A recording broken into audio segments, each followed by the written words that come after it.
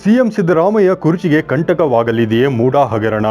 ಸಿದ್ದರಾಮಯ್ಯ ಕೆಳಗಿಳಿದರೆ ನಾನೇ ಮುಂದಿನ ಸಿಎಂ ಎನ್ನುತ್ತಿರುವುದ್ಯಾಕೆ ಕಾಂಗ್ರೆಸ್ ನಾಯಕರು? ಪರಮೇಶ್ವರ್, ಡಿಕೆ ಶಿವಕುಮಾರ್, ಸತೀಶ್ ಜಾರಕಿಹೊಳಿ ನಂತರ ಈಗ ಎಂಬಿ ಪಾಟೀಲ್ ಹೆಸರು ಕೂಡ ಮುನ್ನೆಲೆಗೆ. ರಾಜ್ಯ ರಾಜಕಾರಣದಲ್ಲಿ ಈಗ ಸಿಎಂ ಸ್ಥಾನದ ಕುರಿತಾಗಿರುವ ಊಹಾಪೋಹಗಳು ಯಥೇಚ್ಛವಾಗಿ ಹರಿದಾಡುತ್ತಿವೆ. ಸಿಎಂ ಸಿದ್ದರಾಮಯ್ಯನವರಿಗೆ ಮೂಡಾ ಹಗರಣ ಇನ್ನಿಲ್ಲದಂತೆ ಕಿರಿಕಿರಿ ಉಂಟು ಮಾಡುತ್ತಿದ್ದು, ಸಮಯ ಬಂದರೆ ಸಿಎಂ ಸ್ಥಾನದಿಂದ ಕೆಳಗಿಳಿಯಬೇಕಾದ ಅನಿವಾರ್ಯತೆಯು ಸಿದ್ದರಾಮಯ್ಯನವರಿಗೆ ಬರಬಹುದು ಅನ್ನೋ ಮಾತುಗಳು ರಾಜಕೀಯ ಮೊಗಸಾಲೆಯಲ್ಲಿ ಜೋರಾಗಿ ಕೇಳಿಬರುತ್ತಿವೆ.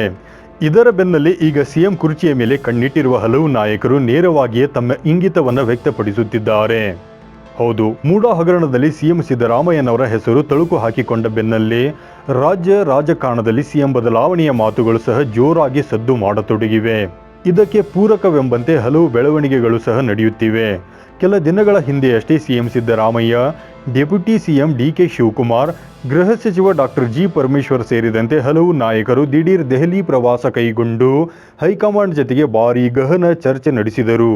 ನಂತರದಲ್ಲಿ ಸಿಎಂ ಸಿದ್ದರಾಮಯ್ಯ ಬೆಂಗಳೂರಿಗೆ ವಾಪಸ್ಸಾದರೂ ಪರಮೇಶ್ವರ್, ಡಿಕೆ ಶಿವಕುಮಾರ್ ದೆಹಲಿಯಲ್ಲಿಯೇ ಉಳಿದು ಹೈಕಮಾಂಡ್ ಜತೆಗೆ ಪ್ರತ್ಯೇಕ ಮಾತುಕತೆ ನಡೆಸಿದ್ದರು. ನಂತರ ಲೋಕೋಪಯೋಗಿ ಸಚಿವ ಸತೀಶ್ ಜಾರಕಿಹೊಳಿ ಸಹ ದೆಹಲಿಗೆ ತೆರಳಿ ಗುಪ್ತ ಸಭೆ ನಡೆಸಿದ್ದರು.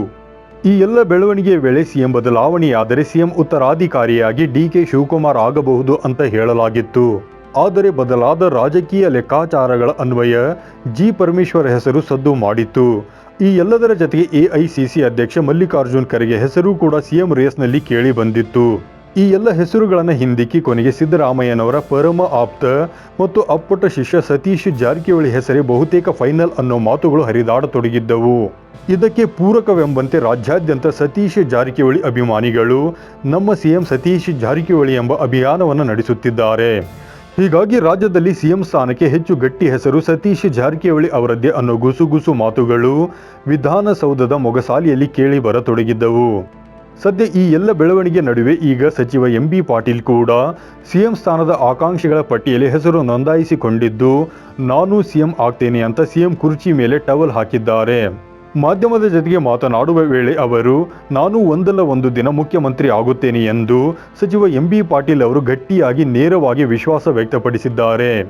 ವಿಜಯಪುರ ಜಿಲ್ಲೆ ಬಬಲೇಶ್ವರ ತಾಲೂಕಿನ ಮಮದಾಪುರ ಗ್ರಾಮದಲ್ಲಿ ಮಾಧ್ಯಮದ ಜೊತೆಗೆ ಮಾತನಾಡುವ ವೇಳೆ ಕಾಂಗ್ರೆಸ್ ಮುಖಂಡ ಶಿವಾನಂದ ಪಾಟೀಲ್ ಅವರು ಸಿಎಂ ಆಗಲು ಎಂಬಿ ಪಾಟೀಲ್ ಅವರಿಗಿಂತ ಬಹಳ ಜನರು ಹಿರಿಯರಿದ್ದಾರೆ ಎಂದಿದ್ದರು.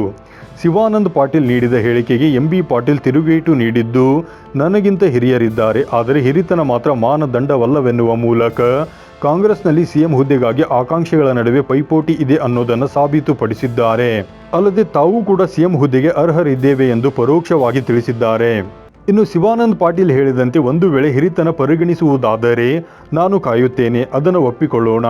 ಆದರೆ ಇತ್ತೀಚೆಗೆ ಜನತಾದಳ ಬಿಜೆಪಿಯಿಂದ ಬಂದಿರುವ ಅವರು ಮುಖ್ಯಮಂತ್ರಿ ರೇಸ್ನಲ್ಲಿ ಇರಲು ಸಾಧ್ಯವಿಲ್ಲ. ವಿಜಯಪುರ ಜಿಲ್ಲೆಯಿಂದ ಯಾರಾದರೂ ಸಿಎಂ ಆಗಬೇಕಾದರೆ ನಾನು ಹೊರತುಪಡಿಸಿದರೆ ಬೇರೆ ಯಾರೂ ಇಲ್ಲ. ಶಿವಾನಂದ ಪಾಟೀಲ್ ಹೇಳಿಕೆ ಅದು ಅವರ ವೈಯಕ್ತಿಕ ಅಭಿಪ್ರಾಯವೆಂದು ತಳ್ಳಿ ಹಾಕಿದರು. ಎಐಸಿಸಿ ಅಧ್ಯಕ್ಷ ಮಲ್ಲಿಕಾರ್ಜುನ್ ಖರ್ಗೆ, ಸಿದ್ದರಾಮಯ್ಯ, ಆರ್.ವಿ. ದೇಶಪಾಂಡೆ ನನಗಿಂತ ಹಿರಿಯರಿದ್ದಾರೆ, ಸತೀಶ್ ಜಾರಕಿಹೊಳಿ ನನಗಿಂತ ಕಿರಿಯರು, ಪರಮೇಶ್ವರ್ ನಾವೆಲ್ಲ ಒಂದೇ ಹಂತದಲ್ಲಿದ್ದೇವೆ. ಸಿಎಂ ಮಾಡುವ ವೇಳೆ ಸೀನಿಯರ್ ಜೂನಿಯಾರಿಟಿ ಪ್ರಶ್ನೆ ಬರಲ್ಲ ಎಂದಿದ್ದಾರೆ. ಒಟ್ನಲ್ಲಿ ಮೂಡಾ ನಿವೇಶನ ಹಂಚಿಕೆ ಪ್ರಕರಣದಲ್ಲಿ ರಾಜ್ಯಪಾಲರು ಪ್ರಾಸಿಕ್ಯೂಷನ್ಗೆ ಅನುಮತಿ ನೀಡಿರುವುದನ್ನು ಪ್ರಶ್ನಿಸಿ ಮುಖ್ಯಮಂತ್ರಿ ಸಿದ್ದರಾಮಯ್ಯ ಸಲ್ಲಿಸಿರುವ ಅರ್ಜಿ ವಿಚಾರಣೆ ಹೈಕೋರ್ಟ್ನಲ್ಲಿ ನಡೆಯುತ್ತಿರುವ ಜತೆಗೆ ಇತ್ತ ಕಾಂಗ್ರೆಸ್ನಲ್ಲಿ ಸಿಎಂ ಹುದ್ದೆಗಾಗಿ ಆಕಾಂಕ್ಷಿಗಳ ನಡುವೆ ಪೈಪೋಟಿ ಲಕ್ಷಣಗಳು ಕಂಡು ಬರುತ್ತಿವೆ. Political bureau, Bengaluru.